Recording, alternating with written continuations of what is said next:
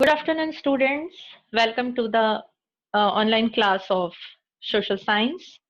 We are going our chapter 1. Why does a country need a constitution of political science? So, yesterday we discussed so many topics related to this chapter.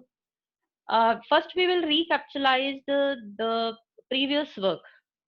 ना कल हमने क्या पढ़ा? It is very necessary. We will recapitalize. So, functions we already very first day in our very first online class we discussed about that.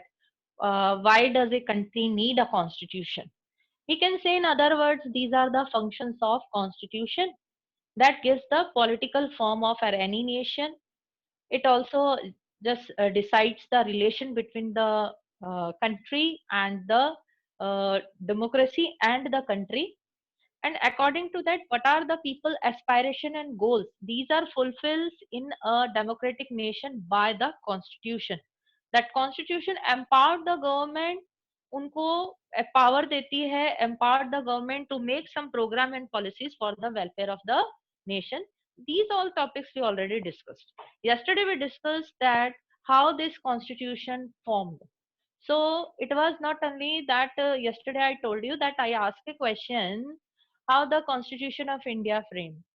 So I also gave the answer that in a simple language the constitution is framed by the constituent assembly. But I told you that not only this constituent assembly, there were number of people, there were group of people who participated, who gave the idea for the formation of this constitution.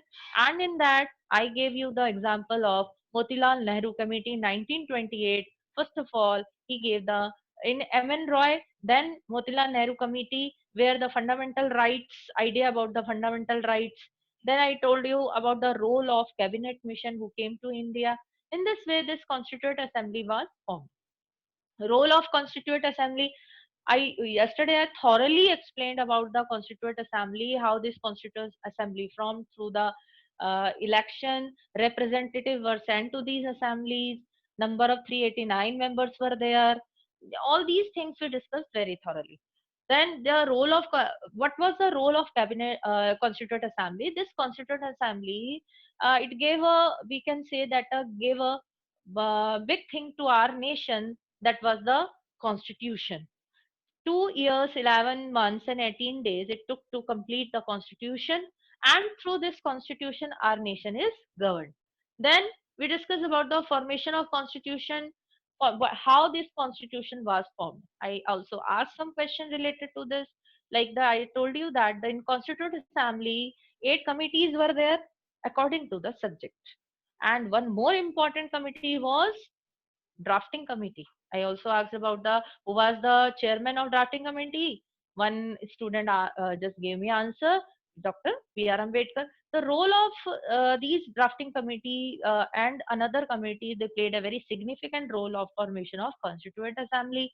And at the time of this formation of Constituent, at the time of this formation of constitution, number of challenges it was faced by our Indian leaders, freedom, the constituent constitution framers, that diversity challenge. The most important in that was the diversity challenge of diversity. And what is I ask the question, sir, unmute karna. What do you mean by diversity? What do you mean by Hello. yes, Tanish Jain, please reply. Good morning, ma'am.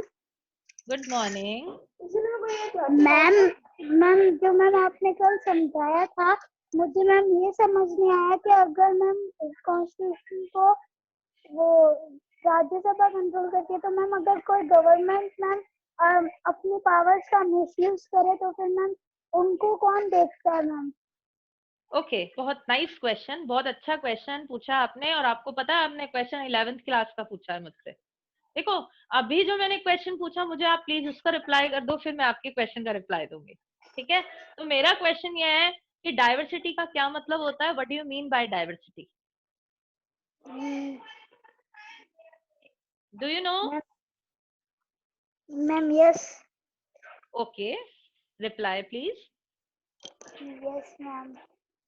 हाँ, बताओ please. Diversity means ma'am that जैसे हम ma'am अगर powers of government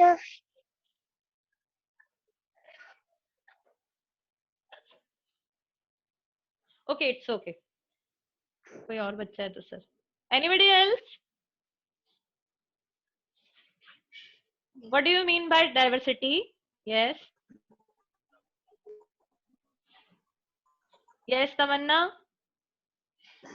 good after ma'am. Diversity means ma'am different type के culture, different type की जगह है ma'am हमारे इंडिया में है, उसको डाइवर्सिटी कहते हैं। डिफरेंट टाइप की कास्ट, डिफरेंट टाइप के ओके ओके, हर चीज नाइस। मैम डिफरेंट टाइप की, इसको डाइवर्सिटी हाँ कहते हैं। बिल्कुल बिल्कुल, डाइवर्सिटी बहुत अच्छा, बहुत बढ़िया, गुड। तो तमन्ना ने सही जवाब दिया है। देखो, डाइवर्सिटी का मतलब होता है बच्चों अलग अलग, है ना। डाइवर्सिटी मतलब डाइवर्स, डाइवर्स का मतलब ही होता है भिन्न भिन्न, अलग अलग होना। तो इंडिया की अगर हम डाइवर्सिटी की बात करें तो इंडिया के अंदर तो डाइवर्सिटी हर चीज में है। यहाँ की अगर टोपोग्राफी को देखो तो उसमें है, ज्योग्राफिकली देखो तो है, सोशली देखो तो है, हर तरफ से यहाँ पर डाइवर्सिटी है। तो अगर in a we can say in a one line, diversity means different culture, different caste, different religion, different tradition followers people they reside in India.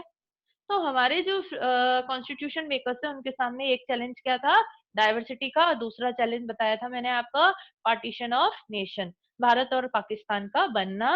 ये हमारे सामने एक बहुत बड़ा चैलेंज था, क्योंकि हमारे जो कॉन्स्टिट्यूशन मेकर्स थे वो किसी भी तरह से जो है और रॉयट्स नहीं चाहते थे अपने देश के अंदर, किसी भी तरह का और लड़ाई झगड़ा नहीं चाहते थे। तो उन्होंने इस चीज को यूनानिमसली सबने सहमति से उसको एक्सेप्ट कर लिया। तो अभी एक बच्चे ने मुझसे क्वेश्चन पूछा था कि मैम अगर ये पावर्स गवर्नमेंट को दे दी गई और गवर्नमेंट अगर इन पावर्स का मिसयूज करे तो उसको लिमिट कौन लगाता है। बहुत अच्छा क्वेश्चन है बच्चों। देखिए, बिल्कुल सही बात है, कॉन्स्टिट्यूशन ने सारी पावर्स किसको दी है, गवर्नमेंट को दी है। और गवर्नमेंट क्या करती है, government for the welfare of the people सारे वर्क करती है, सारे डिसीजंस लेती है। हाँ, ये भी पॉसिबल है कि कभी कभी ये जो पावर्स जो है इसका मिसयूज कर सकती है। हालांकि हमारे देश में डेमोक्रेसी है, उसकी बात हम करें, लेकिन इसके बावजूद भी हो सकता है ऐसा कि वो मिसयूज करे, मेजोरिटी ग्रुप ऑफ पीपल को प्रिफर करना स्टार्ट हो जाए। तो उस कंडीशन के अंदर बच्चों तरीका ये है कि जो मैंने आपको कल समझाया था, ऑर्गन्स ऑफ द गवर्नमेंट, देखो सारा का सारा जो देश का वर्क है ना इन तीनों ऑर्गन्स के अंदर आ जाता है, लेजिस्लेचर, एग्जीक्यूटिव एंड जुडिशरी। बच्चों, लेजिस्लेचर जो जिसके अंदर हमारे जो रिप्रेजेंटेटिव चुनकर आते हैं, जैसे एमपी एमएलए वगैरह होते हैं, ठीक है, उनसे रिलेटेड जो भी क्वेश्चंस होते हैं, लोकसभा के जो मेंबर्स होते हैं, राज्यसभा के जो मेंबर्स होते हैं वो उनसे पूछते हैं। ठीक है, एग्जीक्यूटिव के अंदर जो आता है, जो ऑफिसर्स के अंदर जो ऑफिसर होते हैं, पीएम भी उसमें आता है, प्रेसिडेंट भी उसमें आता है। तो उनके भी काम के अंदर वो काम कैसे कर रहे हैं, हमारे पास भी ये राइट है उनको, जैसे अभी आपको पता है कि राइट टू फ्रीडम में राइट टू इन्फॉर्मेशन जो है उसमें एक ऐड हुआ है। तो राइट टू इन्फॉर्मेशन हमें क्या देता है कि आप सरकार कैसे काम कर रही है, how the government run the nation, how the government it just work according to the process और नॉट।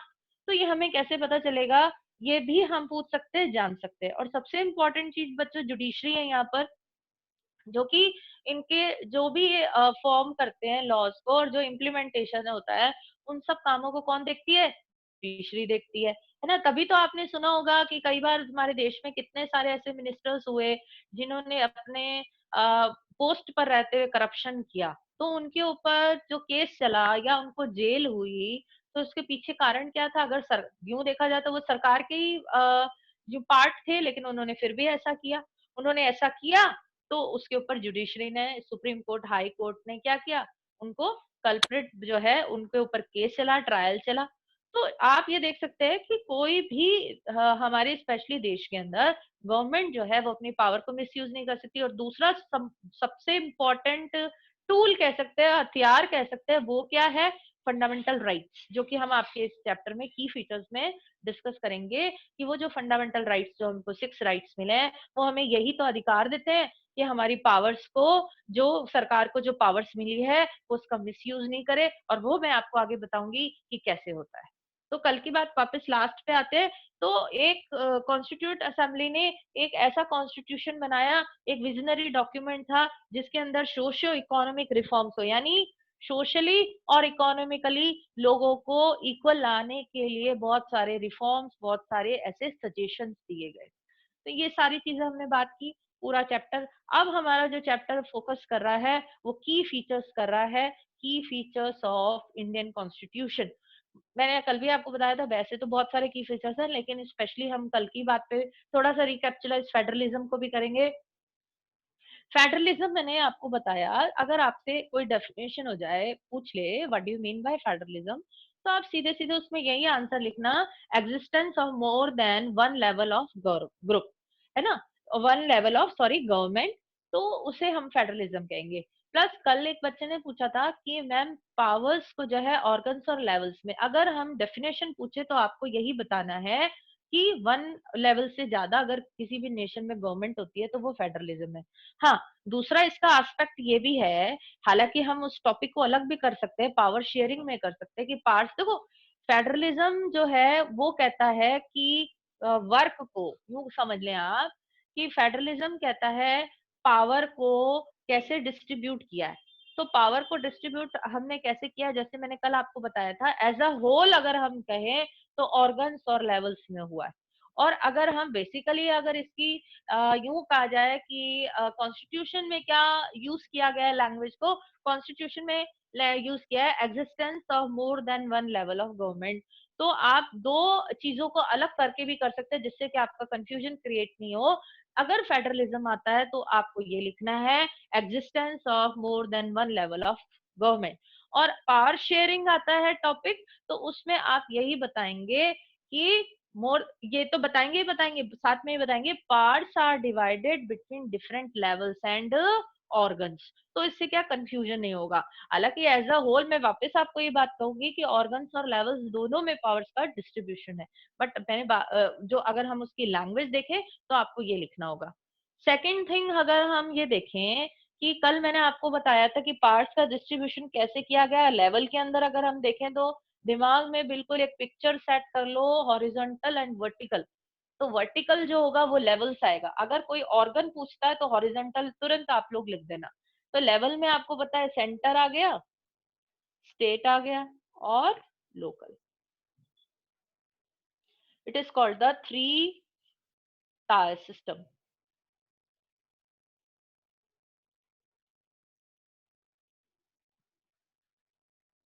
अब बात ये आती है कि क्या सेंटर, फिर मैंने आपको कल ये भी बताया था कि एक सेंटर है ना, ये हमारी सेंटर गवर्नमेंट है, उसके अंदर स्टेट आती है और फिर हमारी local.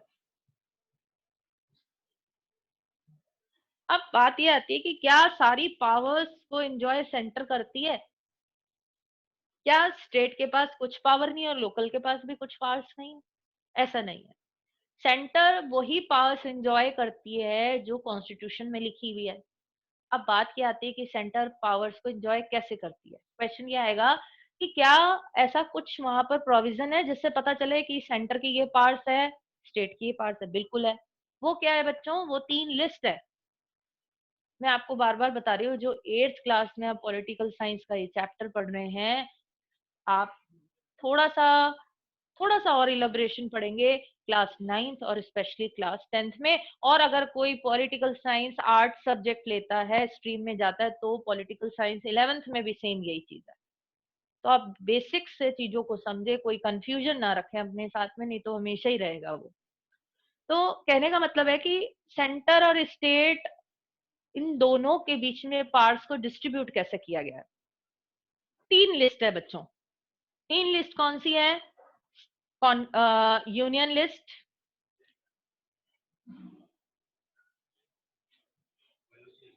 Union, state and concurrent. आप जो है एक नोटबुक और पेन लेके बैठे, अगर नोट्स में आपके ये चीजें नहीं आई है तो आप लिख लें, state, union, state and concurrent. ये 3 लिस्ट हैं जिनमें सब्जेक्ट्स लिखे हुए हैं बच्चों। क्या लिखा हुआ है, सब्जेक्ट्स। सब्जेक्ट्स का मतलब क्या होता है, इससे ये पता चलता है कि सेंटर कौन से सब्जेक्ट पर लॉ बनाएगी, स्टेट कौन से सब्जेक्ट पर लॉ बनाएगी। तो सेंटर आपको पता है कि पूरे देश को, पूरे नेशन को जो है चलाने का काम जो है सेंटर का है। आज जो भी कंडीशंस हैं, तो सभी लोगों की, कल आपने देखा था कि पीएम मोदी ने जो 8 बजे लोगों को संबोधित किया, हमसे बात, अपनी बात रखी हमारे सामने।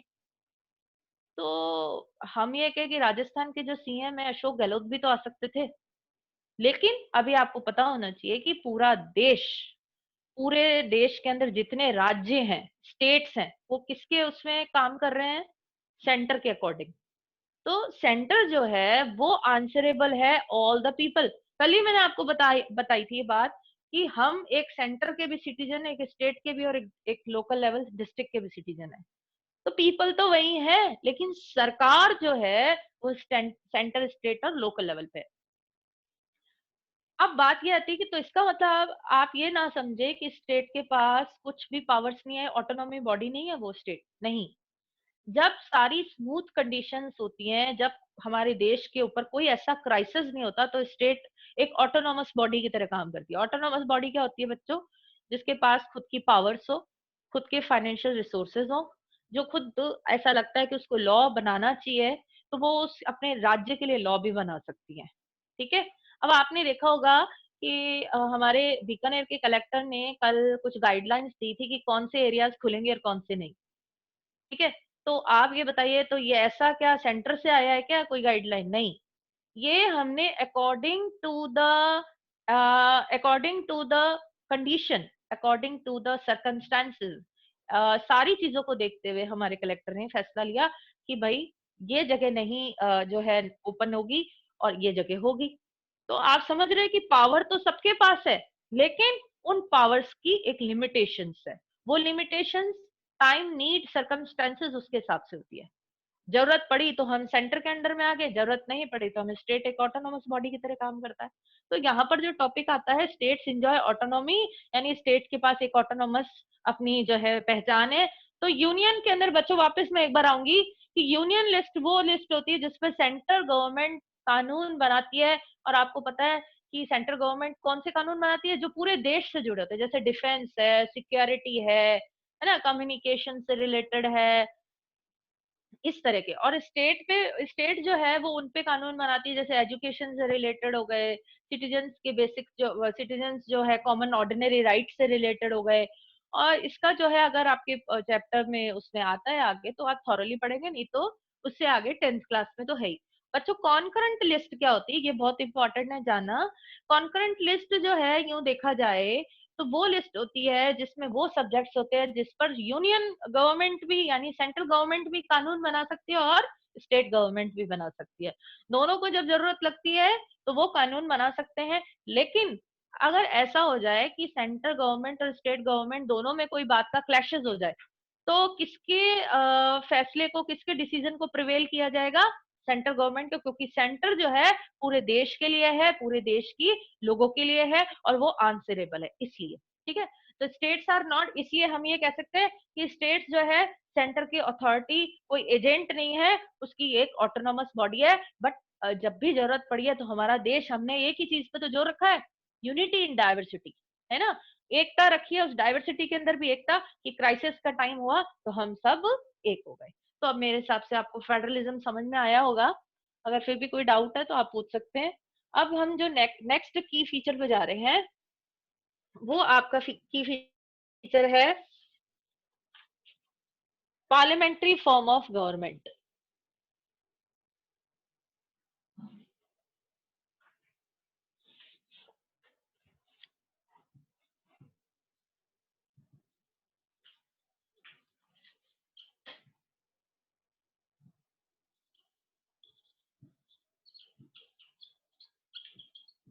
सभी बच्चों ने पार्लियामेंट का तो नाम सुना होगा। सर एक क्वेश्चन पूछूंगी, अनम्यूट करना सर। भारत की संसद कहाँ है? हाँ Mudit. Hello ma'am. Yes. Where is India's parliament situated? Ma'am Delhi. New Delhi. Delhi में 2 हैं। New Delhi. Yes, correct new Delhi. Correct, very correct, good. Okay, तो पार्लियामेंट भारत, अगर हम इंडिया की बात करें तो हमारे जो है दिल्ली, न्यू दिल्ली में है। अब हम बात करते हैं कि पार्लियामेंट का मतलब क्या। पार्लियामेंट्री फॉर्म ऑफ गवर्नमेंट से पहले जो भी वर्ड दिया होता है ना, जो उसका मतलब समझते हैं हम। पार्लियामेंट का क्या मतलब है?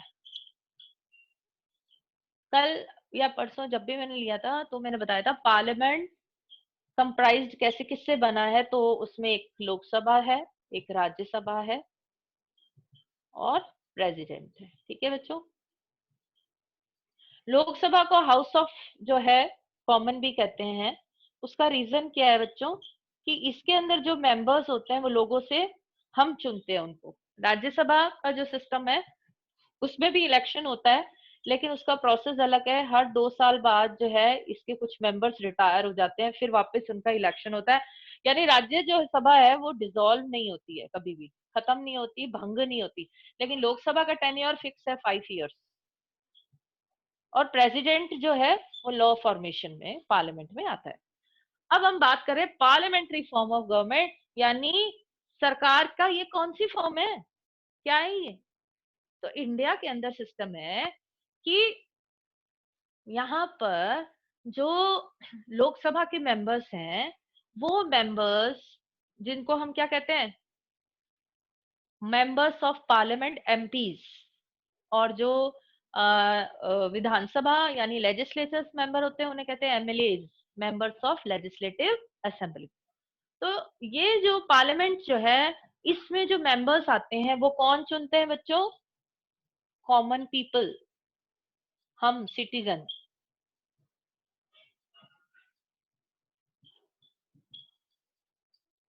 वो कैसे चुनते हैं? Bye casting vote. वोट देते हैं हम, और हम वोट देने के बाद रिप्रेजेंटेटिव्स चुनते हैं। ये रिप्रेजेंटेटिव कौन होते हैं? जो सरकार को रिप्रेजेंट करते हैं। और ये representative diverse group of people से आते हैं। हमारे देश में डाइवर्सिटी है, उसको मेंटेन रखा गया। ये रिप्रेजेंटेटिव क्या बनाते हैं?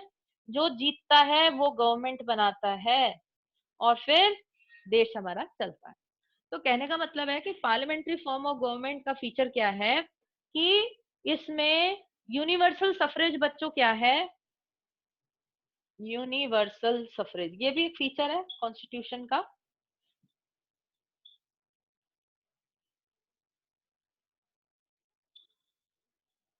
यूनिवर्सल सफरेज क्या है? मुझे लगता है आपको पता होगा कि where the in India specially the person who attain the age of 18 and above has the right to cast their vote. Vote देने के अधिकार को यूनिवर्सल सफरेज कहा गया। और आपको पता है कि इंडिपेंडेंस से पहले ये अधिकार सबके पास नहीं था, तो इसीलिए जो है इसको हमारे कॉन्स्टिट्यूशन के अंदर इंक्लूड किया गया। पार्लियामेंट्री फॉर्म ऑफ गवर्नमेंट है ना, जहां पर रिप्रेजेंटेटिव चुने जाते हैं और उसके साथ साथ वो इलेक्शन, यहाँ पर जो इलेक्शन प्रोसेस है उस इलेक्शन प्रोसेस के थ्रू हम जो है इन रिप्रेजेंटेटिव्स को चुनते हैं। और ये रिप्रेजेंटेटिव किसके आंसरेबल है? गवर्नमेंट किसको आंसरेबल? गवर्नमेंट बनाते तो गवर्नमेंट किसको आंसरेबल है? पीपल को। तो ये एक फ्लो चार्ट से हमें चीज पूरी समझ में आ गई। तो हमने पार्लियामेंट्री फॉर्म ऑफ गवर्नमेंट के अंदर आपको इतना ही ध्यान रखना कि पार्लियामेंट कैसे बनी। उस पार्लियामेंट में मेंबर कहाँ से आए? मेंबर्स आए वोट से, इलेक्शन के थ्रू आए। इलेक्शन से हमने अपने रिप्रेजेंटेटिव चुने। यही रिप्रेजेंटेटिव जो मेजोरिटी पार्टी जिन्होंने इलेक्शन जीता उन्होंने सरकार बनाई, और ये सरकार किसको आंसरेबल है? पीपल को। तो ये पार्लियामेंट्री फॉर्म ऑफ गवर्नमेंट है। उसके बाद नेक्स्ट हम थर्ड फीचर पे आ रहे हैं। अगर कोई डाउट है तो आप लिख के रख लें, आप बाद में मेरे से पूछ सकते हैं डाउट सेशन में।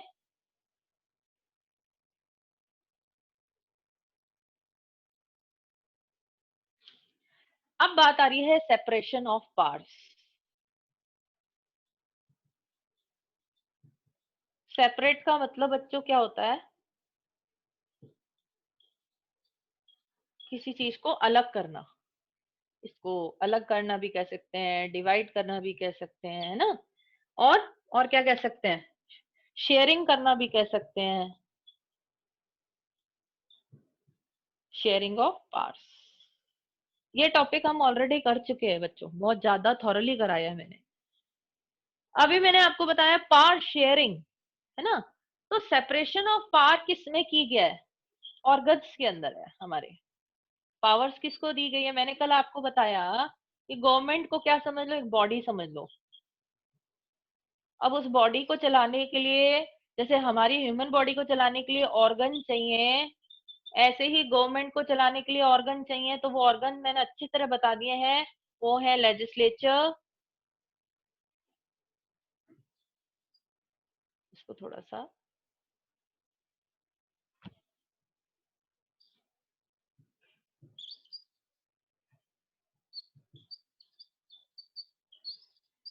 लेजिस्लेचर, एग्जीक्यूटिव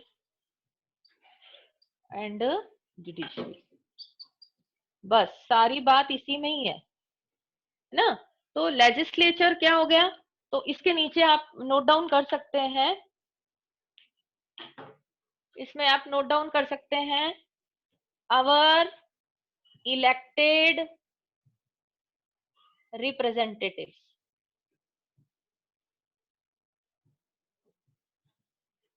वो कौन है? एमपी, एमएलए, ताकि कोई कंफ्यूजन नहीं रहे।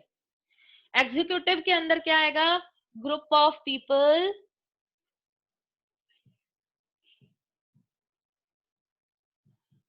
वो ग्रुप ऑफ पीपल किनका है?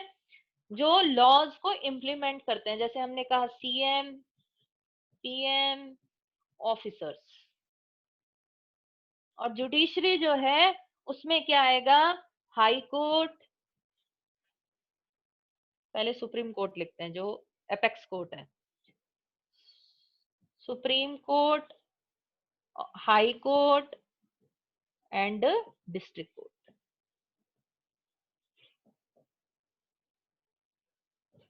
तो कहने का मतलब ये है कि सेपरेशन ऑफ पावर्स, यानी पार्ट्स को कैसे डिवाइड किया गया है? पार्ट्स को डिवाइड किया है ऑर्गन्स में, और ये ऑर्गन जो है हमारे देश के लिए, गवर्नमेंट बॉडी जो है उसके लिए वर्क करती है। इस तरह से पार्ट्स को डिवाइड किया गया। अब सबसे बड़ी बात मैंने कल भी बताई थी कि जो लेजिस्लेचर है, एग्जीक्यूटिव और जुडिशरी है, इस सिस्टम को बच्चों एक और नाम से जानते हैं, उसे कहते हैं check and balance.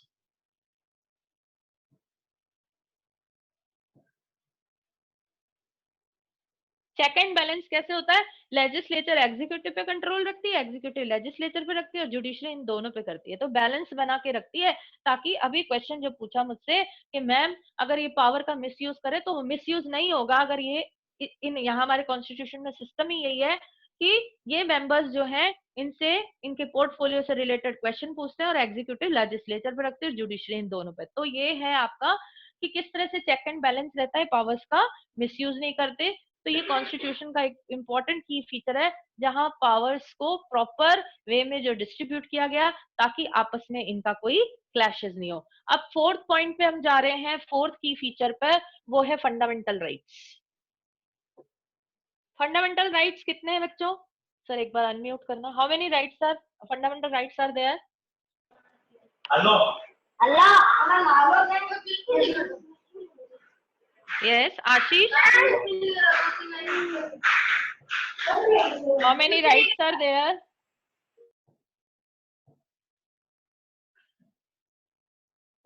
Fundamental rights कितने हैं बच्चों?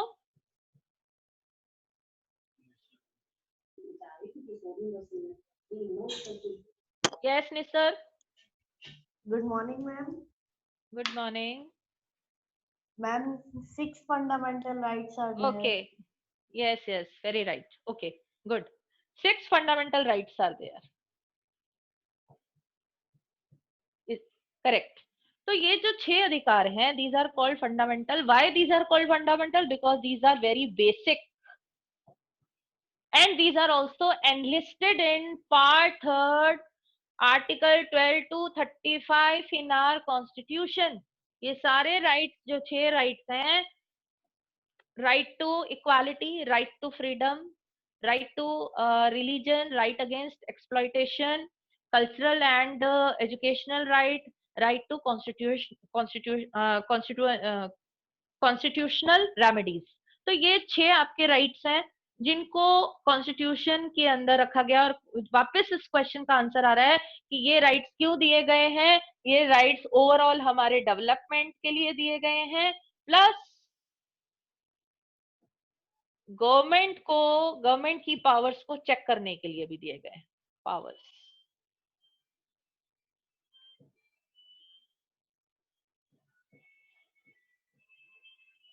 अगर हमारे 6 जो कॉन्स्टिट्यूशनल रेमेडीज है ना बच्चों, पावर जो राइट दिया गया है, कॉन्स्टिट्यूशनल रेमेडी का मतलब क्या होता है बच्चों? उसका मतलब ये होता है कि जो मैंने अभी अभी आपको फंडामेंटल राइट बताए, जैसे right to equality, right to freedom, है ना, अगर ये राइट कहीं एनक्रोच होते हैं, एनक्रोच का मतलब क्या होता है? अगर कोई आपके राइट्स को खत्म करने की कोशिश करता है, एनक्रोच्ड बाय एनी पर्सन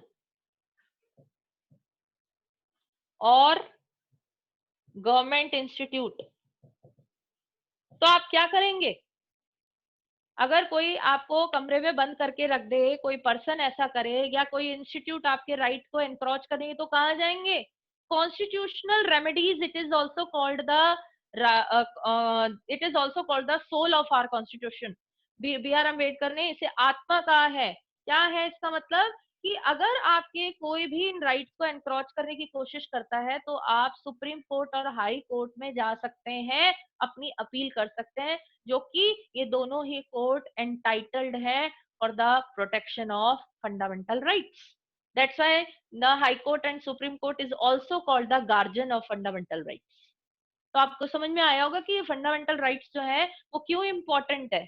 ये बेसिक, इस फंडामेंटल का मतलब क्या होता है? बेस. सारे राइट्स इसके ऊपर, सारे इसके अलावा हमारे ऑर्डिनरी राइट भी हैं, वो सारे राइट्स इसके ऊपर हैं. तो यानी हमारी जो बेस है वो बहुत मजबूत है, उनको कोई नहीं हिला सकता, कोई एनक्रोच नहीं कर सकता, इसीलिए उसको फंडामेंटल कहा है. और ये इतने इंपॉर्टेंट है कि कॉन्स्टिट्यूशन में इनको एक अलग सेपरेट लिस्ट में रखा गया है. तो आपको समझ में आया होगा कि कॉन्स्टिट्यूशन फंडामेंटल राइट्स क्या है. और इसके अलावा एक टॉपिक है इसमें, डायरेक्टिव प्रिंसिपल. बच्चों,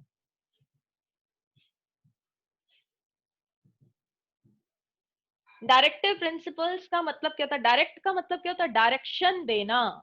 हिंदी में कहते हैं नीति निर्देशक तत्व. अब ये क्या चीज है?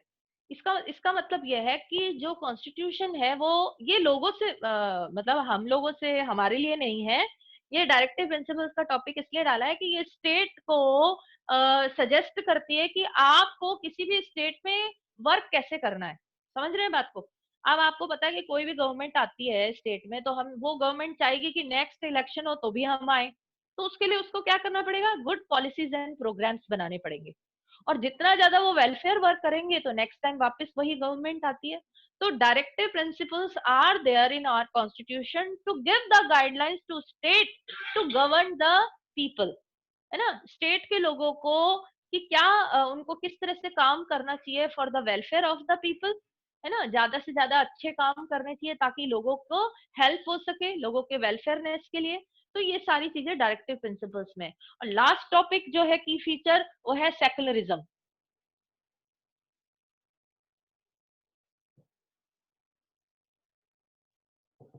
बच्चों, सेकुलरिज्म का हिंदी में मतलब होता है धर्मनिरपेक्ष.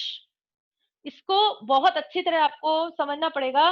उसका कारण ये है कि India is called a secular country. Secular country है मतलब वहां इंडिया का कोई अपना ऑफिशियल रिलीजन नहीं है. ऑफिशियल रिलीजन नहीं है ना. और सारे के सारे यहाँ पर रिलीजन क्या है? All religions are respectful and all the people of the country, they have right to follow their religion, to propagate their religion. सबको समान अधिकार है, चाहे वो मुस्लिम है, चाहे सिख है, चाहे हिंदू है, चाहे क्रिश्चियन है, वो अपने धर्म को फॉलो करें, उनको प्रोपगेट करें, टेम्पल बनवाएं, अपने भगवान को जैसे मर्जी वो जो है उसको वर्शिप करें। लेकिन एक ही चीज का ध्यान रखा जाना बहुत जरूरी है कि किसी भी कम्युनिटी, कोई भी ऐसी रिलीजन बेस्ड जो यूं कहा जाए, चाहे हिंदू हो, चाहे सिख हो, चाहे कोई और रिलीजन के हो, वो कोई भी ऐसा अपने रिलीजन को यूं कहा जाए प्रोपेगेट करने के लिए किसी दूसरे रिलीजन को ना तो कोई ऐसे absurd वर्ड्स कहें या ना ही किसी दूसरे रिलीजन की बुराई करें। तो कहने का मतलब है कि हमारे कॉन्स्टिट्यूशन में किसी एक धर्म के बारे में कहीं नहीं लिखा। फिर आप ध्यान दें कि यहाँ पर फिर डाइवर्सिटी को ध्यान रखा है, डाइवर्सिटी ऑफ रिलीजन, यानी सब धर्मों को समान, सब धर्मों को रिस्पेक्ट दी गई है। There is no official religion of India. There are all religion are respectful and all the people have the right to follow their own religion, propagate their religion. और सबसे बड़ी बात यह है कि किसी भी एजुकेशनल इंस्टीट्यूट में धर्म की शिक्षा नहीं दी जाएगी, क्योंकि ये पूरी तरह से गलत है ना। धर्म को बता सकते हैं, हम कह सकते हैं कि हिंदू धर्म में ऐसा होता मुस्लिम, लेकिन एक दूसरे को कहीं पर भी अगेंस्ट में कोई वर्ड्स यूज नहीं करने होते। इन सब चीजों का ध्यान रखा जाता है। तो ये है secularism. Today we discussed about the key features. We recapitalized our yesterday task also, yesterday topics also, and today's we thoroughly understand, we thoroughly discussed about the key features of Indian Constitution. Tomorrow we will start a new chapter with new topic. Thank you so much for the class.